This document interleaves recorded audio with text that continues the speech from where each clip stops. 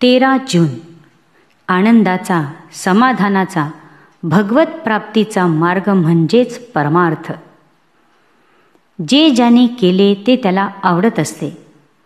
एक ब्राह्मण सरळ बुद्धीने चालणारा होता. त्याचा मुलगा वाईट निघाला तेव्हा कशाला मुलाकरिता भगवंताला व्यर्थ नवस केला असे म्हणाला. प्रपंच आणि परमार्थ आपण सारख्याच मापाने पाहतो हेच आपले चुकते.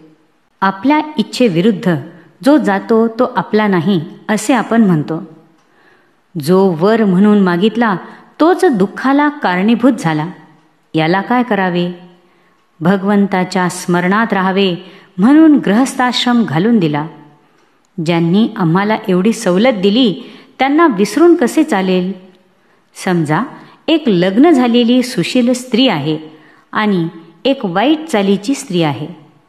दोघींच्या आहार विहारामध्ये काहीच फरक नसतो, पण पहिलीला जे सात्विक समाधान असते ते दुसरीला नसते.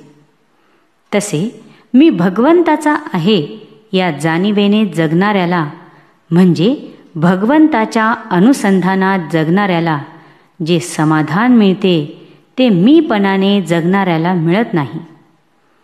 फार दिवस नोकरी केली की माणसाच्या मनाला गुलामगिरीची सवय लागते. हे चांगले नाही. काही दिवस तरी माणसाने मालकी हक्काने राहायला शिकले पाहिजे.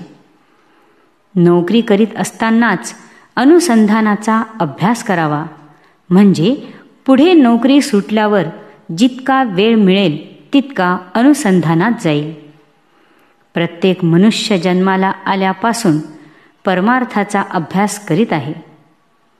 प्रत्येक मनुष्याला आनंद किंवा समाधान हवे आहे आणि त्यासाठी त्याची खटपट चालू असते. इतकेच नव्हे तर नास्तिकसुद्धा आनंदमय होण्यासाठीच देव नको असे म्हणतो.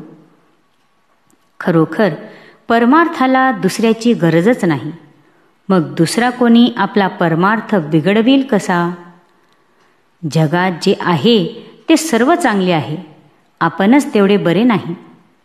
दरवाजे, खिडक्या हे जसे घराचे साधन आहे किंवा आपल्या गावी जाण्यासाठी आगगाडी हे जसे साधन आहे, त्याचप्रमाणे परमार्थ साधण्यासाठी किंवा परमात्म्याच्या प्राप्तीसाठी प्रपंच हे साधन आहे. नुसत्या प्रपंचामध्ये सुख नाही. परमार्थात अधिकार कोणी कोणाला देऊन येत नसतो. आपला अधिकार आपल्या कृतीवर अवलंबून असतो. परमार्थाची जाणीव जेवढी दुःखात होते तेवढी सुखात असताना होत नाही. ते सुख शेवटी दुःखातच लोटते. ज्या जाणिवेने आपण सर्व ज्ञान मिळवितो ती काय आहे हे जाणण्याचा कोणी प्रयत्नच करीत नाही. वैषयिक बुद्धी विकारांना सामील झाली म्हणजे ते प्रबळ होऊन घातक ठरतात.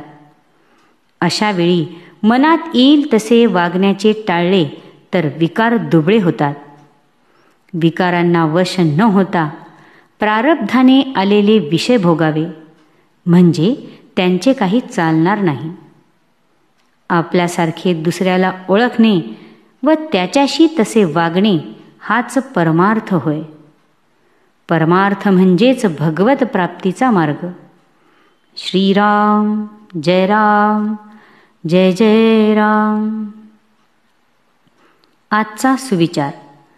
ताकात लोणी असते ते वर दिसत नाही, पण ताक घुसळल्यावर जसे ते वर येते तसे भगवंताचे नाम आपण घेतले की त्याचे प्रेम आपोआप वर येते.